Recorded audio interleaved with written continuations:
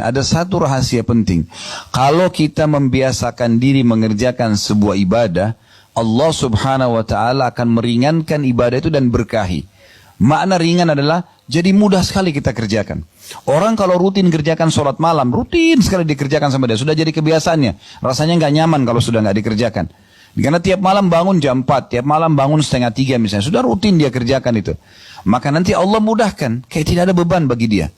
Justru beban kalau dia tinggalkan. Plus lagi muncul ide-ide yang sangat banyak di jenis ibadah yang sama. Tiba-tiba muncul, saya mau panjangkan berdirinya, saya mau panjangkan rukuknya, saya mau panjangkan sujudnya, saya mau baca dari surah ini ke surah ini ya. Kalau pernah dengar Uwais Al-Qarni rahimahullah, seorang ulama tabi'in, beliau saking rutinnya setiap malam sholat malam dan waktunya panjang untuk Tuhannya Allah subhanahu wa ta'ala, maka beliau pernah menjadikan satu malam semuanya rukuknya lama sekali. Semua disempurnakan tentunya, i'tidal, sujud, tapi untuk rukuk lama sekali. Karena ada kurang lebih 11 macam bacaan ya. Ada banyak sekali, 6-7 macam bacaan dalam rukuk. Itu bisa dibaca masing-masing 11 kali. Jadi cukup panjang. Selama ini kan mungkin orang baca Subhana Rabbil Azim ya.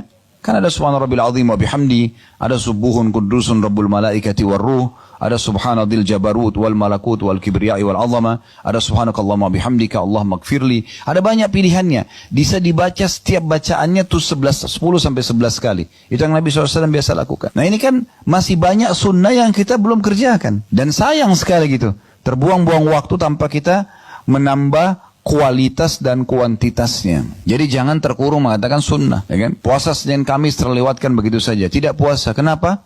Ada janjian. Ya. Baik, kalau orang janjian memang kenapa? Apa masalahnya? Kan bisa saja janjian sambil puasa kan? Gak ada masalah. Misal contoh. Sampai kapan kita gak mau puasa Senin Kamis? Coba. Sampai ajal datang. Kan berarti hanya sunnah yang ketinggalan. Masalahnya itu.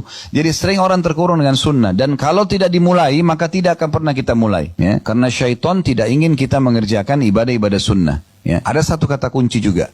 Orang kalau sudah sibukkan dirinya dengan sunnah, maka yang wajib jadi mudah buat dia. Orang kalau sudah biasa sholat sunnah, wajib itu pasti nggak ketinggalan. Orang kalau biasa puasa sunnah, puasa Ramadan itu mudah sekali buat dia. Kalau sepanjang tahun antum nggak pernah puasa, tiba-tiba Ramadan berat rasanya. Tapi coba kalau orang sudah biasa Senin Kamis, Ayyamul Bid, udah biasa dia. Tiba Ramadan biasa aja. Ya?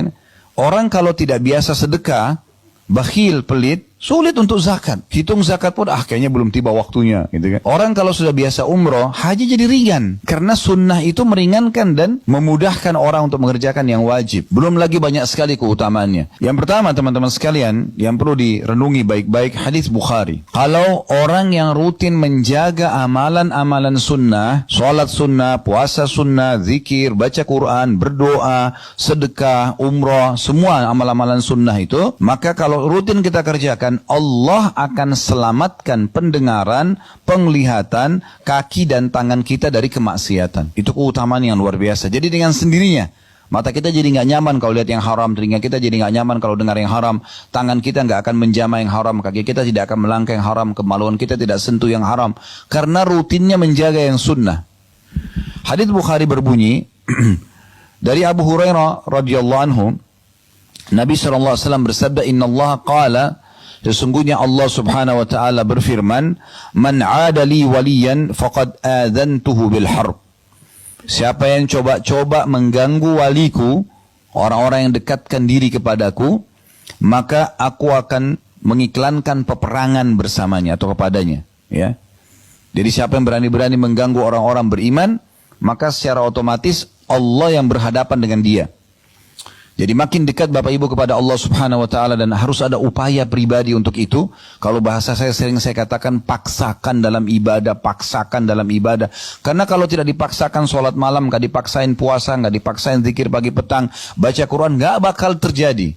Karena syaitan mau hari itu, di saat kita masih hidup, tidak tertulis tambahan amal. Target dia itu.